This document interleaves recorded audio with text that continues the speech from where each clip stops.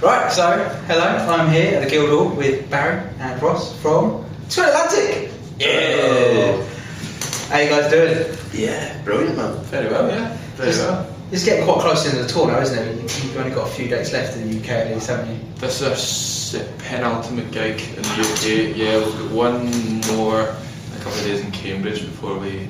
That was a test. You paused there to remember where you're going next, didn't you? Yeah. I just had a quick look in my mental The next journey. few days were like, here, London, Cambridge, London, well, it's just like that and back and forward. It's just two days left. 2 days left. So, been pretty good for you guys so far. I've been watching the pictures that you've been putting up and the crowds just look amazing. Yeah, we're pretty lucky. Like, we've kind of been talking a lot about that the last few days. We've kind of actually taken quite a long time off between albums, like a couple of years since we actually played that we know. show.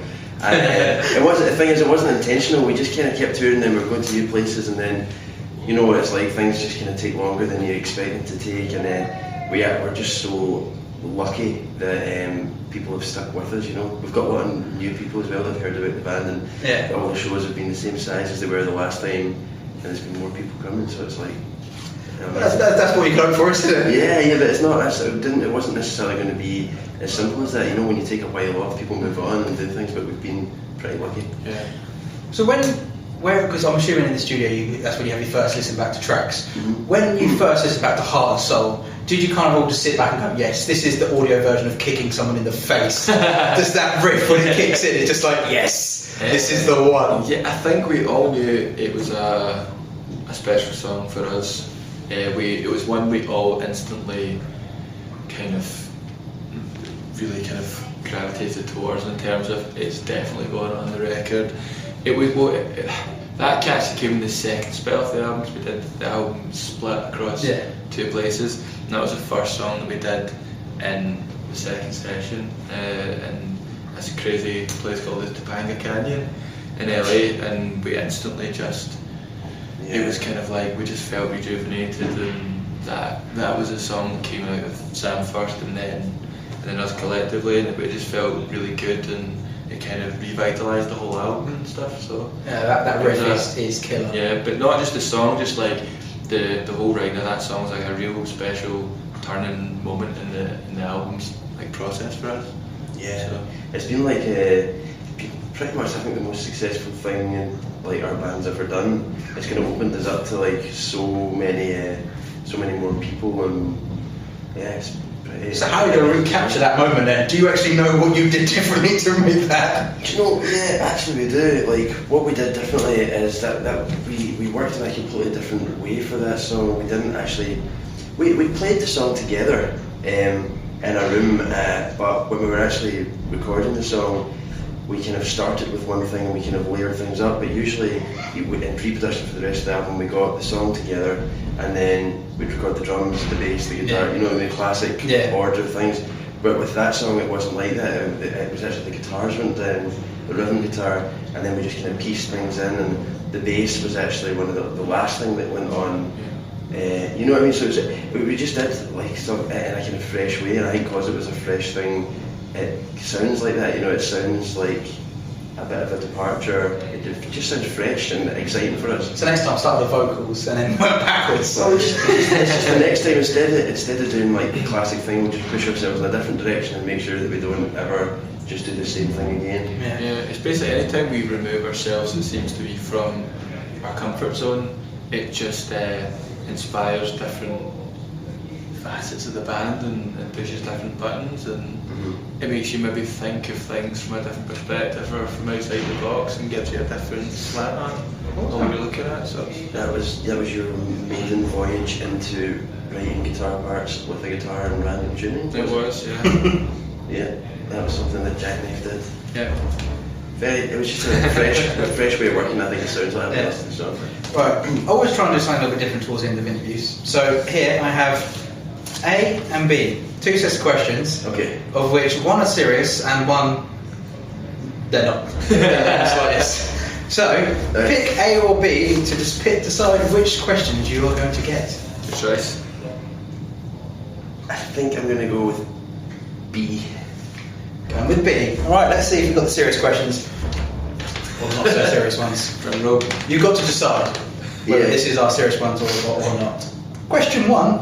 Do you have a zombie apocalypse plan? Really serious. That's a really serious question. It is. I've watched The Walking Dead, and I know how prepared you need to be. We've got the serious set. Okay. So, what's your plan? I'm relying on you. Give me the plan. I don't know, what about just like building a really tall monopod treehouse which is about a mile high, and then just having like, I don't know, just they're quite slow, are they not? So every now and Well, it again- depends what film you watch. Some of them they run faster than 28 days later, yeah, Yeah. they've got the rage. They're pretty scary zombies. If it's them, I think we're just either way. Yeah, I don't know. Can they go in water, zombies? It depends what rendition of zombie you believe in. Yeah. I don't know. Barry, you seem to know about zombies, so you should maybe. The what's plan, your plan? right, the plan, okay, this is what we'll do. We'll, I can let's see, I find- can literally see the cogs. You can see the cogs.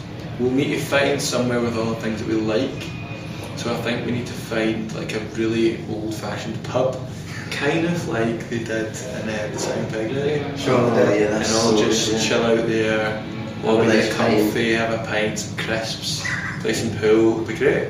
Wait, Just sit up in the wait for it corner. to blow over. Yeah. Yeah. That sounds good. Right. Do you have individual kilts on your rider? Not on the rider, but I do own my own kilt, of course. You can't be. Do you own your own kilt? Yes. Good thing you did, because you were about to say you can't be real Scotsman unless you're a kilt. Do you have one? Yes, of course. I didn't have one, but I got gifted one. Oh, there you go, Steve. Check it out. It's fine. We accept that. Also, do you have an obsession with flags? Now we do.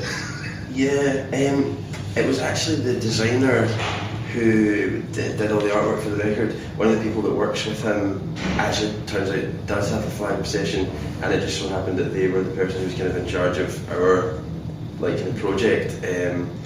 So yeah, now we do. Yeah, because of him. Thank you, Fred. That's always good.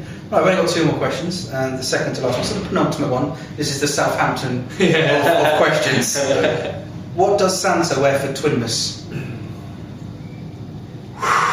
What does Santa wear for Christmas? I have absolutely no idea. You've completely stumped me, but I like the question. It's good. We actually have a Twinmas every year. Yeah, this is what I'm going for. So surely you've created Twinmas, you must create what happens. Our Santa at Twinmas is normally our tour manager, Andy. Oh yeah, Secret Santa. So he normally, very un-Santa-like, wears Nike Air Max and a shirt. And trousers. That'd be weird if all he had was...